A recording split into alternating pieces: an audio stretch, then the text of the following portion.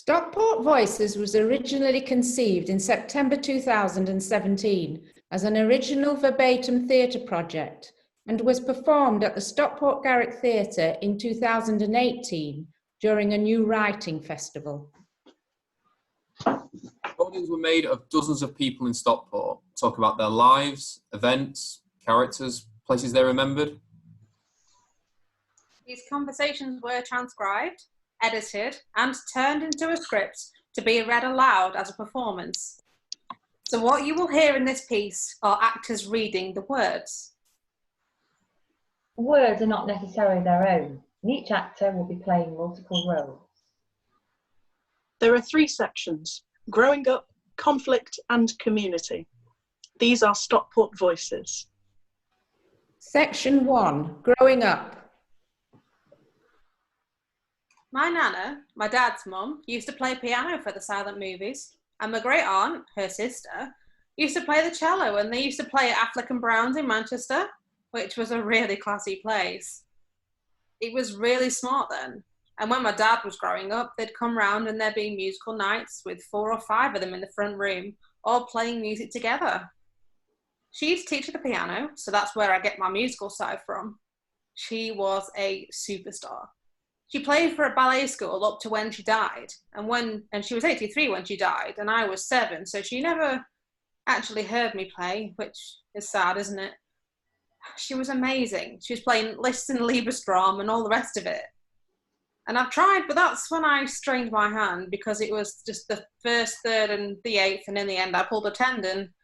But she played it. Amazing. And she was a single mother, because my dad's dad died when Dad was only 12.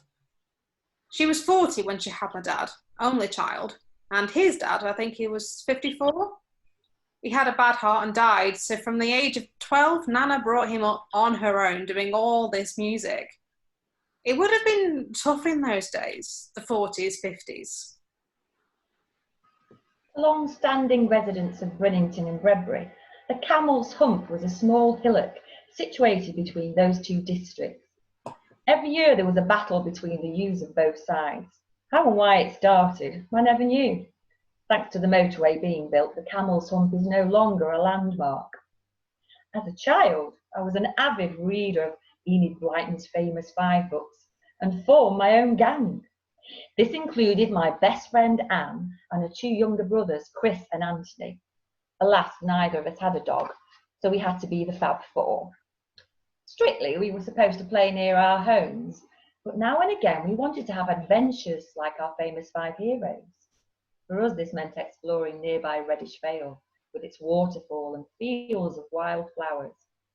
Another escape was walking to Vernon Park, gazing into the fish pond and wondering how many fish there were swimming in it. This was followed by a visit to the park's museum, that contained a huge collection of Victorian taxidermy of wild animals that had really distorted faces. We were also influenced by the railway children, making a daily trip to stand on the wire fences to wave to the guards on the goods train. Every day we would look across at the Camel's Hump and wondered if we should go and explore it. The sticking point was that to reach it we'd have to cross a railway track. Additionally, Anne's brother Chris was in the habit of telling his parents what we'd been up to each day. We dreaded his opening words, "Guess what we did today?" which after he'd finished narrating the day's events, usually ended up with Anne being grounded the next day. So, if we were to have our adventure, the Fab Four would have to become the daring duo. The next days were spent on working out how we could slip away from the boys and complete our secret mission. We decided Saturday afternoon would be our big day. Armed with a can of pop and a pork pie, we set off to conquer the hump. It was a fine sunny day, and we felt very special that we'd climbed the Camel's Hump to sit atop of it enjoying our food and drink. I remember that when we came across a stream on the far side of the hump, but beyond that, it was a bit of a letdown. Eventually we returned to Brennington, safe in the knowledge that we'd had our adventure without any repercussions. Growing up, I lived in Offerton with my brothers and went to one school with 1 holiday a year at Pontins. That's when Pontins was good. And we played out all the time in the cul-de-sac, We had loads of freedom. My brothers just went off on the park. We had so much more freedom than these have now. Most of my memories from being a child were playing out and all the different games we played and made up. One of the things I do think is quite unique is when we were young, is we used to go raving. So when I was about 18 to 22, you'd all meet up in the George in Stockport, and someone, either a friend or a friend of a friend, would have organised a coach. And you all got on the coach and go either to Stoke to a club called Golden, or you went to Burnley to Angels, or Liverpool where there was cream, or the Derby Renaissance. Where else? We went to Leeds, to Sheffield, or got the train to Manchester. And we just organised it between ourselves. Oh, it's my birthday, so I've organised a coach. And it'd be full. We'd all go to the coach and come back about 4 in the morning. Who does that? Who goes to Stoke when you're between 18 and 25, I would say? At the time, it was fantastic, but I knew at the time it was unusual. It's never happened since. But we had a good few years where that happened, and it was just amazing. I wouldn't like to do it now.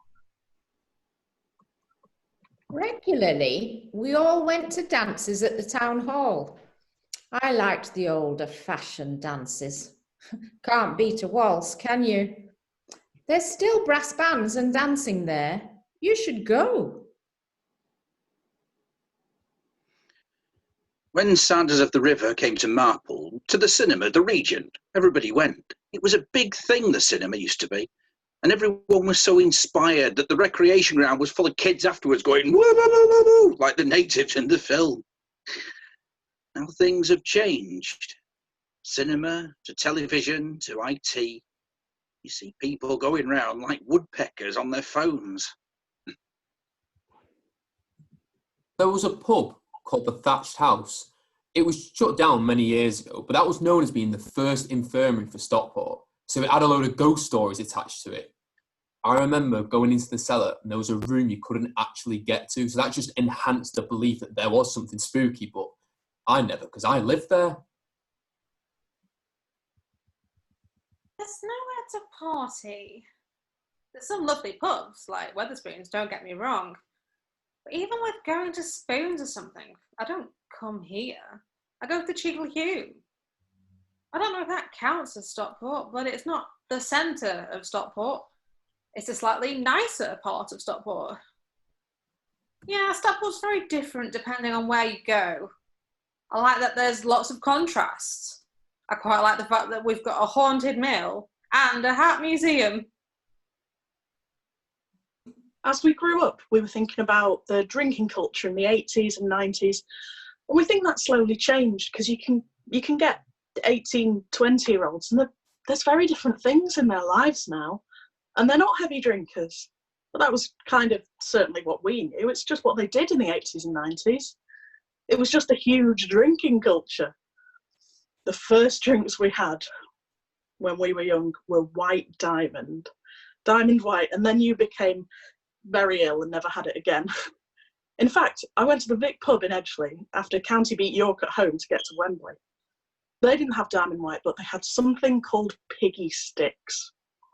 We've never seen them ever since, but they were bigger than Diamond White. I mean, me and my friend, we only had 3, and the toilet, oh! Well, then we all went back to John's house. There were a few of us.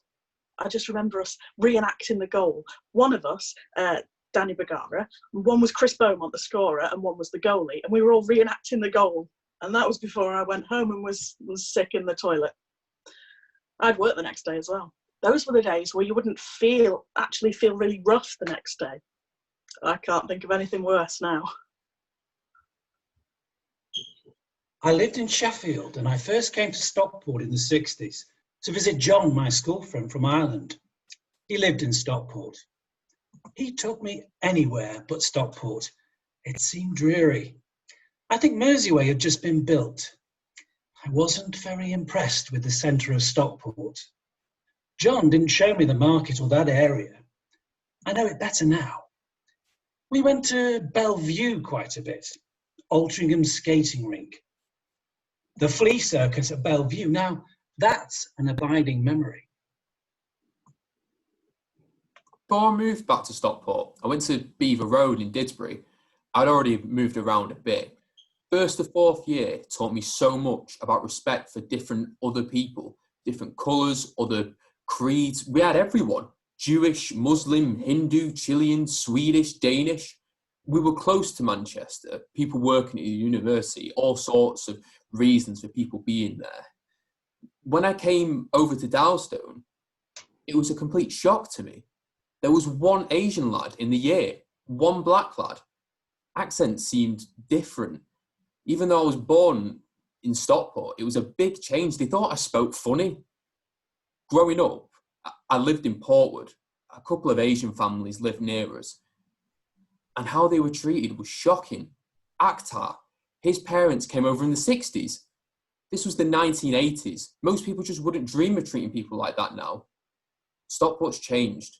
The motorway, the rail link to London, it's becoming the place to live. I'm not rooted, but it's the most settled part of my life. And 2, conflict. One thing that's always stood out for me about Stockport has been its war history. I went to the War Memorial in Stockport, across from the wedding cake, November 2014. In that huge cathedral of memorial, hearing Mike Garrick reading the names of the Stockport men who were killed in the First World War. Over 2,000 names. Every one a life, a family member killed far from home, really bore down on the tragedy and loss. And then, in January this year, seeing the statue only recently erected on Mount Tabor of one of the cockleshell heroes, the wartime Royal Marines who attacked shipping in canoes. James Conway, he was a milkman from Edgeley. He was only 19 when he was killed, captured and tortured, then executed as a spy. You don't think of an ordinary local lad being caught up in something like that. 2 Stockport lads were awarded Victoria Crosses in the First World War. A VC was awarded to Joseph Lister and another to Wilfred Wood, a railway employee. There's a blue plaque to him in Stockport Station foyer. He had a locomotive and a pub, the Wilfred Wood in Hazel Grove, named after him. My dad's first ever memory was being in the cellar on Lowfield Road when the air raid sirens were going off.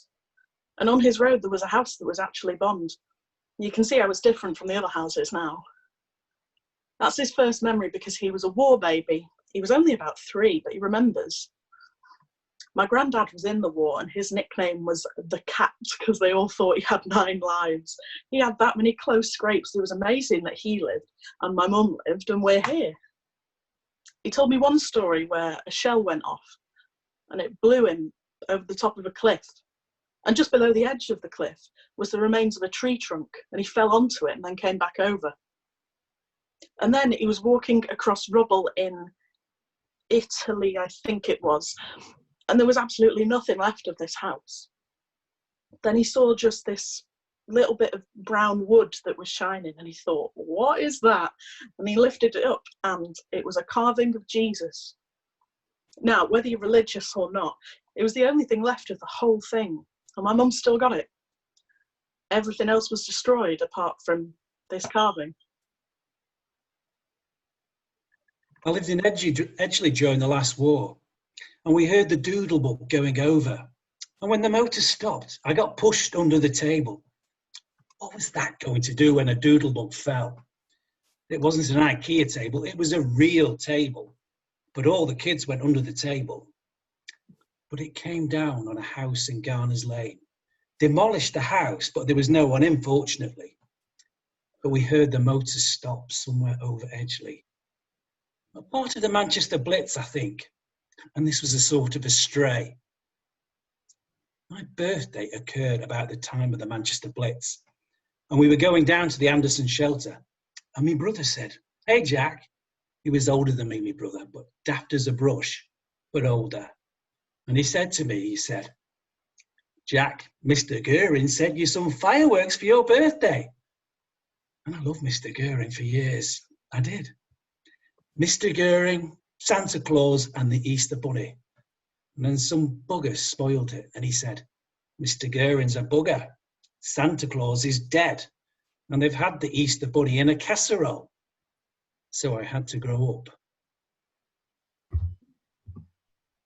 My granddad told me when he did national service during the Cold War to create an army to protect us from the creeping Russians, except those deferred for education or apprenticeship or vital industry reasons.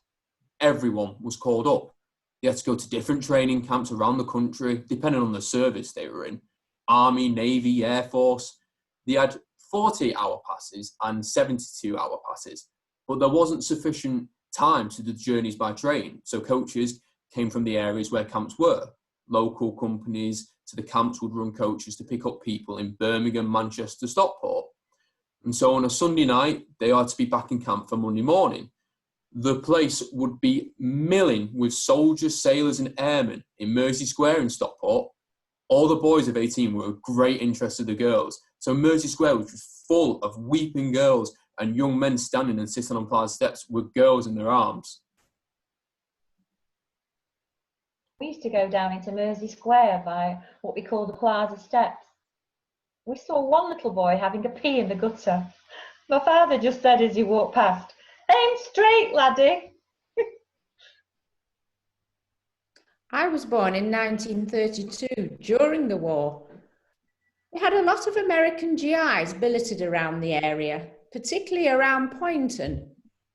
My father, he became a golf professional at Stockport Golf Club, and he was able to see the explosions as the bombs fell. Incendiaries. They're getting it in Liverpool tonight, or Manchester's getting it tonight. My father. Well, I'm here because of Hitler. He's got a lot to answer for. The reason I say that is because because the shelters in Stockport. My father was born in Chorlton-cum-Hardy, and he got very badly bombed, to the extent that they all got bombed out. He lost a couple of kids in the bombing. And they'd heard about these shelters in Stockport, and so he basically walked with all the prams and all the possessions they had and everything. And they lived in the shelters for 3 or 4 weeks until they found somewhere else. So that's the reason why my father settled in Stockport. And without him, obviously, I wouldn't be here. So thanks to Hitler, when the council came to prepare the shelters before the war broke out, they found people were already living in parts of the caves, which are now the air raid shelters. You could get in from Turner's Vaults. You know where the bridge over is? You could go straight through to Brinksway, the Chestergate Hotel. They had everything there. Kitchens, beds, flushing toilets, first aid stations, nurses, wardens for when people got out of hand. There's 2 tours you can go on. There's one that you can go on if you have a chat with the council. And you can go on a tour which takes you around the back. You have to wear a hard hat. See how the local people live. I served in the Royal Navy. In 1985, I was on board a ship serving in the Persian Gulf. We were there to escort British shipping to the oil terminals in Kuwait. Iran and Iraq were at that time engaged in hostilities with each other, which is why we were there. Before going out to the Gulf, the ship had to go through 6 weeks of intense training, covering all scenarios possible in a potential war zone. Part of that training was to close up to battle stations. This was preceded by 2 alarms going off, and once they sounded, all 250 men on board had to go from a normal cruising state to being battle ready, with weaponry active and the ship in a state where it could deal with any threat. In training, this took the ship's company 56 seconds, a praiseworthy time according to the staff evaluating our readiness for the role. Some weeks later, we were in the Gulf. Just before lunch, the ship was getting ready for a watch changeover. Men were eating prior to going on watch, and those on watch were preparing handover briefs. Then the alarms sounded. An unknown aircraft had buzzed us. From that point on, it got strange, and I can only recount my own personal perceptions. I've never been as focused as I was at that point, when potentially my life and the lives of the other 249 crew depended on the next seconds, minutes, who knew. I had headphones on with an external radio circuit in one ear and an internal comm circuit in the other. Both exploded. As data was frantically collated, I was dimly aware of the missile men rushing into position on the anti-aircraft console behind me. My training kicked in. I was processing data and reporting back. I could hear my controller liaising with command personnel. I felt the floor beneath me shudder and vibrate as the ship removed the war breakers on the engines and increased to a combat speed. The gun crews on the upper deck reported in closed up. The ship reported it was now airtight against gas or chemical attack. Damage control, firefighting, medical parties all reported in. The missile system was live and locked on to target. 250 men had reacted as one. There was a collective holding of breath. In my head, I could hear the opening of Tchaikovsky's Piano Concerto No. 1. We were waiting for the command that would either plunge us into conflict or release us from this incredible state of readiness. Reports came back. The aircraft was flying away from us. We waited. If he began to turn, we would have shot him down. My world stopped. After an eternity, the report came in. The aircraft had continued straight on. We could stand down. We breathed again. That whole incident and all the events I described, from the alarms to the order to stand down, took place in under a minute. The ship beat its training time to close up. We were ready to kill that unknown pilot in 32 seconds. After my relief for the afternoon reported for his watch, I went to lunch. After lunch, some 3/4 of an hour after stand down, I sat in the mess deck with a mug of tea and physically shook for over an hour as the enormity of what I'd been a part of and what could have happened hit home. That incident was a near miss. We never fired a shot, but I can still recall that incident in detail now after over 30 years. The brave young men and women who currently serve are, and those who served in the past were, plunged into combat almost daily. The effect must be on them. I can only begin to imagine. Section 3, community. The Wellspring is a resource centre for homeless and disadvantaged people and has existed in Stockport in one form or another since 1991. It moved into Harvey Street in 2009. Our dedicated staff and volunteers provide a whole host of specialised services aimed at both preventing homelessness and supporting people out of homelessness. Around 150 people a day access the services here. It's a learning curve for us here at the Wellspring. We're very careful on how we portray Stockport. It's a brilliant place. A few years back, we found a young Estonian man sleeping rough in the caves above the River Mersey. He wasn't taking drugs and he didn't drink. He'd answered an ad in an Estonian paper, trafficked slave labour in Kent. Escaped and ended up in Leeds, where he was arrested for vagrancy. The police confiscated his Estonian ID. No idea why they did that. We got it back for him. We think he just walked from Leeds to Stockport. He had no access to any services. Nobody wanted to help him. We did a piece in the Manchester Evening News. Then the Daily Mail picked it up. They headed it Cavemen of Stockport. Made it sound like there were loads of migrants hiding there. There was only one. Plus, ITV News and BBC News filmed us with him and his carer. And out of the blue, I had a phone call. His mum phoned me from Estonia. She said, "That boy in the news is my son. He's been missing for 6 months. We didn't know where he was. We thought he was dead." So his mum flew over and we went to the Estonian embassy and helped him get all his documents reissued and got him back home. His mum wrote to me. She sent me a scarf she'd knitted. Mental health was very poor, almost recovered. His relationship with his family is back. He's working now. He's been to college, got his life back, and he's safe. So we're very careful about how we portray Stockport. Hordes of Estonians. just one man. But it could have led to a backlash in Stockport. We don't want to paint Stockport in a bad light, but we do want to tell it as it is and publicise the positive stuff. That way with the air crash, June 4th, 1967. The book on it's horrible to read, harrowing, but it's a labour of love. He interviewed people that were involved. People wouldn't speak about it first time round. It was only in later years, you know, that these spoke about it. You ask young people today about the Stockport air crash, and they don't know, but it was a massive thing.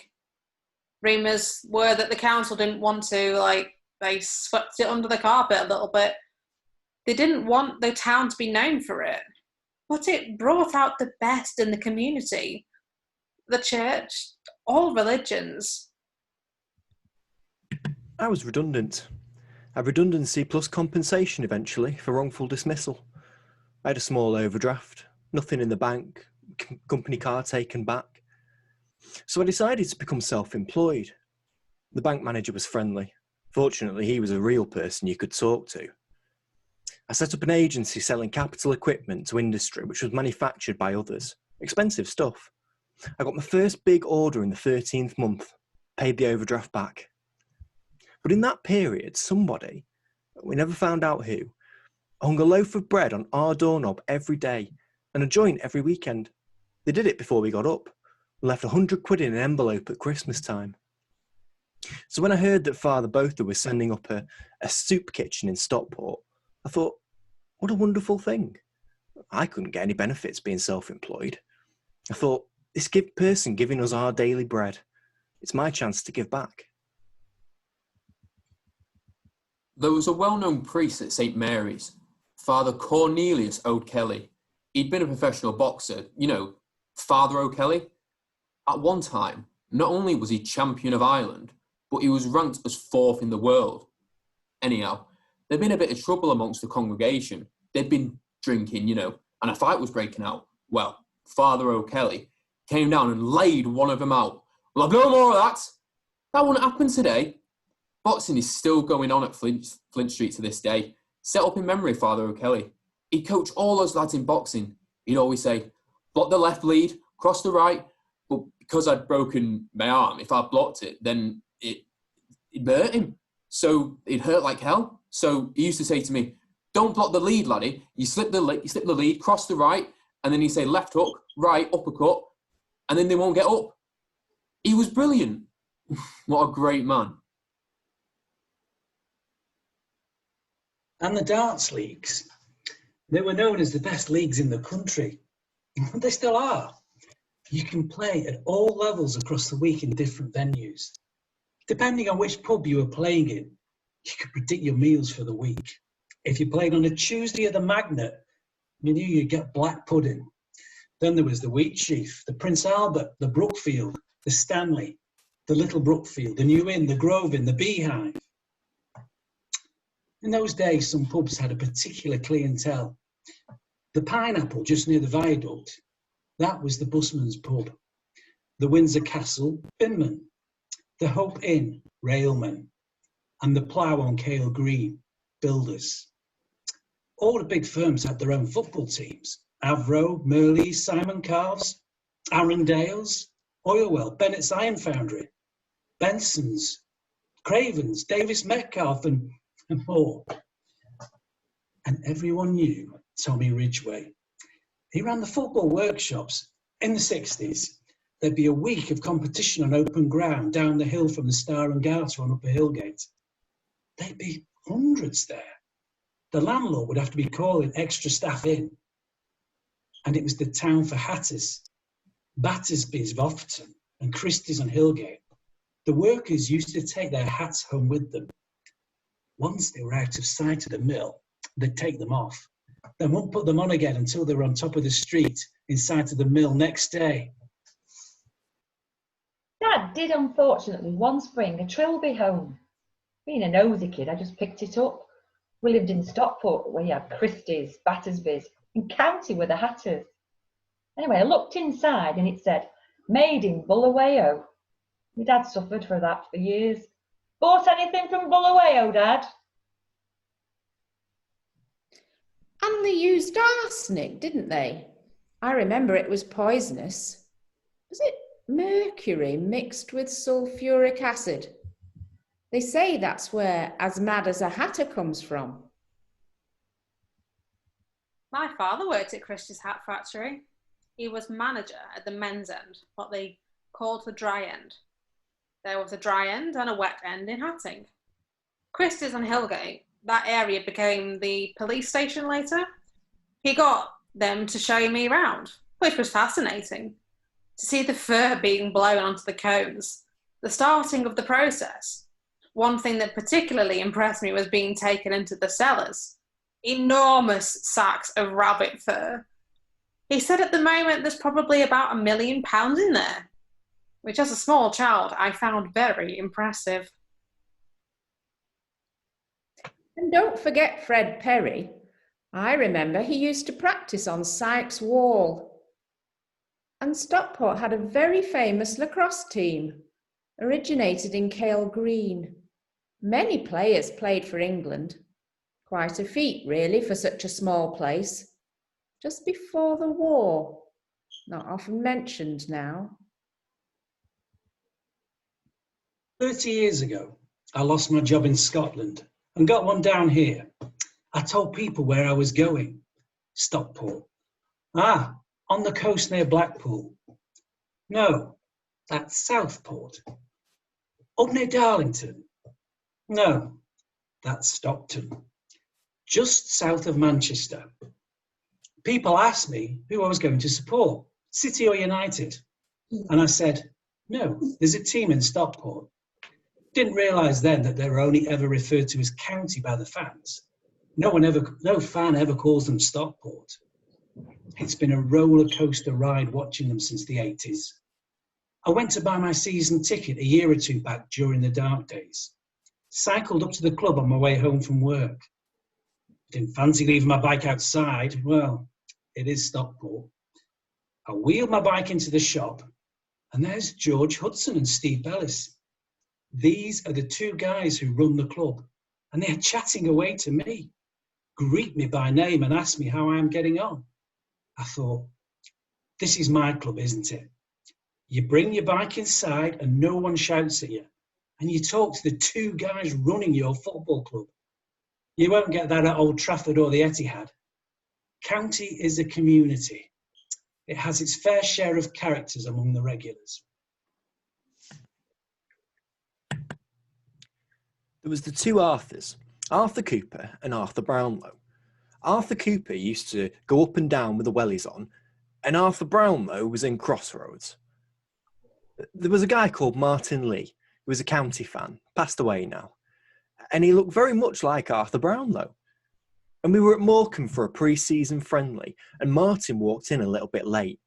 And we were all laughing because, well, Arthur Brownlow had been killed off the night before in a really bad stunt accident. So we all started singing the Arthur Brownlow song to him. Silly, really. But the second Arthur, Arthur Cooper, my father said to me when I first started going to county as a small child in the 50s and 60s, he said, whatever the man with the wellies on shouts, do not repeat to your mother. And you couldn't argue with that because he was a really foul-mouthed little old man.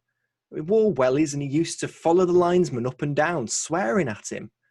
And then when they played lacrosse at Edgeley Park, he did the same thing to the umpire, marching up and down the pop side. And he didn't even know what the rules were. It was the same at the cricket. He's sitting in his deck chair, effing and blinding. There was one lad, John Hall. We knew him as Captain Beefheart. He was a Latin teacher. When he died, there was a memorial. Masses of people. It was a full house. And I was talking to the priest afterwards, and he said, I was amazed. I didn't realise, and I knew he was a football fan, but when I saw all the people, well, it scared the shit out of me. So now we have a Memorial Day. A few of us go every year. Some couldn't get there, so we changed it to the day before the first game of the season. Always a Friday, and now it's packed. The players turn up, the manager turns up. It was just 5 of us at first, and now we get 50 people. Just to remember the people we know who've passed away during the year. It's about their memory. I went watching County in 1988 when we were just in the middle of the old 4th division. And within a couple of years, Danny Bagara came in and we weren't becoming successful. So I came at the right time. And over 10 years of success. All the Wembley visits were fantastic. It was just like a big family. Obviously, it's a small club, isn't it? But my brothers went, my mum went, my dad went.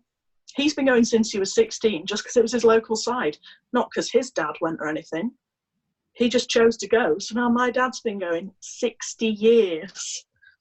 He said when he dies, he wants to have a 2-minute clap. I remember being in the pop side with my dad and my little flask and my blue and white teddy. Actually, I was 12. My daughter's 12 and she wouldn't do anything like that.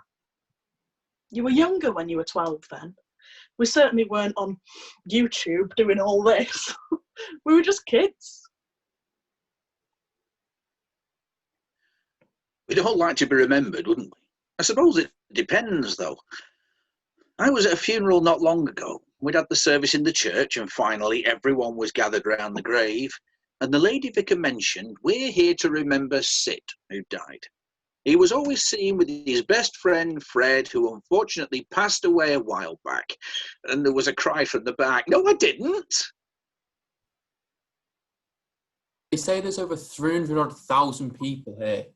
Different areas, quite posh, quite poor places, interconnected. That's one thing I've noticed. You're only one person from different communities, different cultures.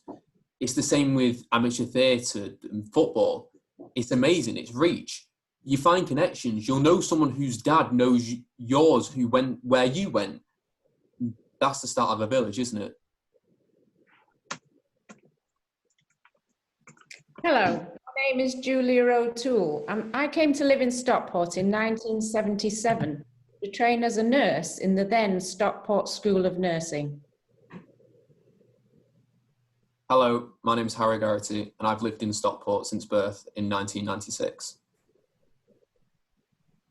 Hi, I'm Samantha Wild.